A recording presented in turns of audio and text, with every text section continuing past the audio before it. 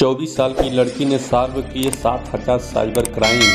Pension के लिए ठुकराए Google, Facebook के ऑफर, 50,000 पुलिस वालों को दी है ट्रेनिंग। लैपटॉप पर टकटकी लगाए दौड़ती उंगलियां, निगाहें स्क्रीन पर तेजी से ऊपर नीचे होती और तूफान से तेज चलता है दिमाग। ये लड़की बड़े बड़े के कोडवर्क को अनलॉक कर सकती है, धोखेबाजों की कुर्सी पर बैठे बैठे ये धूल चटा सकती है।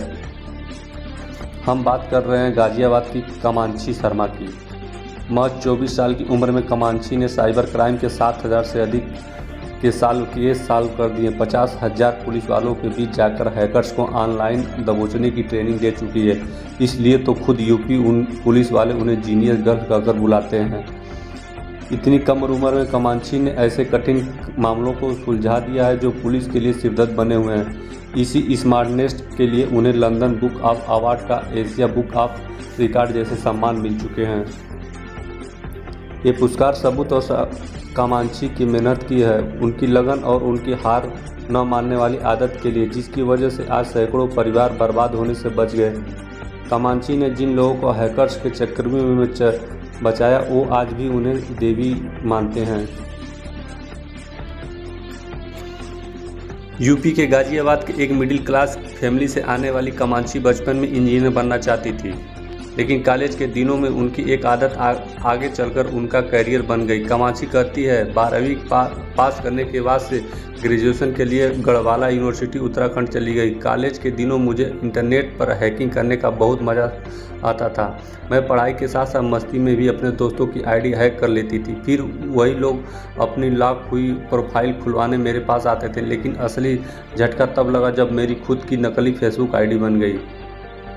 मेरी फेसबुक आईडी बन गई और सर, कोई भी मेरे साथ साइबर क्राइम कर सकता है। मैंने पूरी तरह डीन सर को बताई। ये सुनकर उन्होंने कहा कि जब तुम्हें खुद हैकिंग आती है तो तुम ये भी पता लगा सकती हो कि तुम्हारी नकली आईडी किसने बनाई है।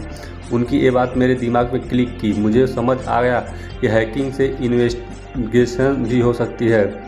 सबसे पहले मैंने खुद की नकली आईडी ब्लॉक की। इसके बाद मैंने खुद ऐसे बच्चों की हेल्प की जिसकी आईडी हैक हो गई थी। धीरे धीरे इस काम से मेरा इंटरेस्ट बढ़ता चला गया। मुझे लगा कि जब मैं अपने दोस्तों की हेल्प कर सकती हूँ तो क्यों न उन लोगों के लिए खुद करूँ जो साइबर फ्रॉड का शिकार बन जाते हैं। अपने पेंशन के लिए गूगल, फेसबुक और ऑफर को ठुकरा दिए। कामांची ने कंप्यूटर साइबर में बीटेक का पूरा काम करने के बाद 2019 में इंजीनियर की डिग्री हासिल की, लेकिन उसके बाद कहीं नौकरी न करने के बजाय उसका सपना साइबर क्राइम के खिलाफ हुआ। पुलिस और दूसरी सुरक्षा एजेंसियों की मदद करे, उन्होंने इसको अपना मकसद बना लिया।